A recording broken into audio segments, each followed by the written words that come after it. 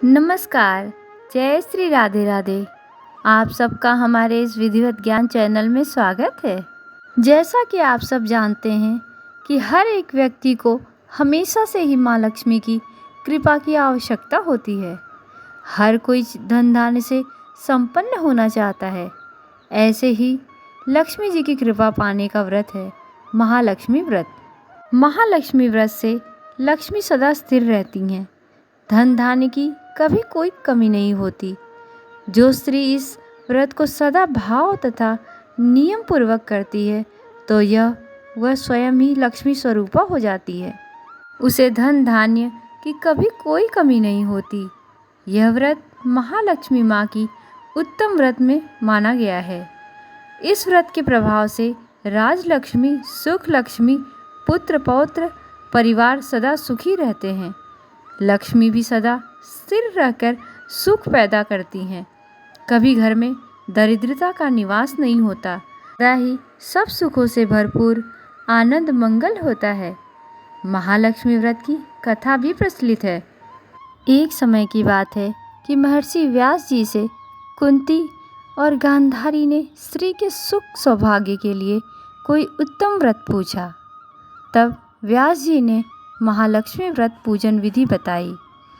तब कुंती और गांधारी ने इस व्रत को किया। गांधारी के 100 पुत्रों द्वारा मिट्टी का विशाल हाथी बना देखकर कुंती के मन में भी यह इच्छा उत्पन्न हुई।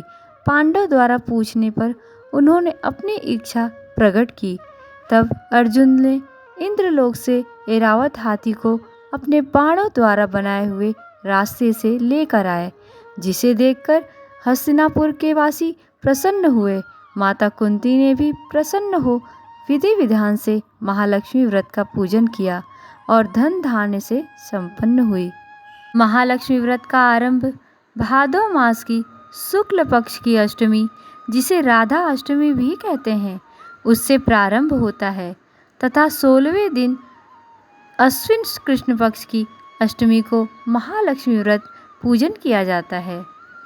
इन 16 दिन में प्रातः काल में स्नान करते समय 40 दुर्वा से 40 बार स्त्रियां अपने ऊपर जल छिड़कती हैं। 40 बार, जिसे 2.5-16 भी कहते हैं। अपने ऊपर जल छिड़कने को शुच भी कहते हैं।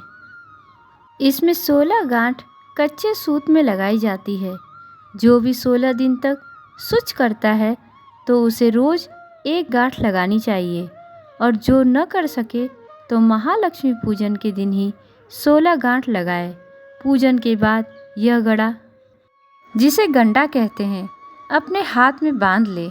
महालक्ष्मी व्रत में हाथी की विशेष पूजा होती है। माँ लक्ष्मी को हाथी पर बैठाकर पूजा की जाती है। पकवान में गुड़, आटे के सुरहा बनते हैं। जिस दुर्वा से 16 दिन तक सूज करते हैं उसे पूजन में हाथी के पास रखते हैं और अलग से भी दुर्वा चढ़ाई जाती है। माता को 16 श्रृंगार भी चढ़ाया जाता है। यह सायंकाल में महालक्ष्मी का पूजन किया जाता है। मिट्टी का हाथी बनाकर उसे लक्ष्मी जी की मूर्ति रखकर उनकी विधि विधान से पूजा, कथा, आरती करनी चाहिए तथा पूजा में यह मंत्र कहें। चनसेठ पुरवाटन गाँव, जहाँ के राजा मंगल सेन, अमयंती दमयंती रानी, ब्राह्मण देवता कहे कहानी, तुमसे कहते सबसे सुनते, 16 बोल की एक कहानी। सुन लो हे महालक्ष्मी रानी।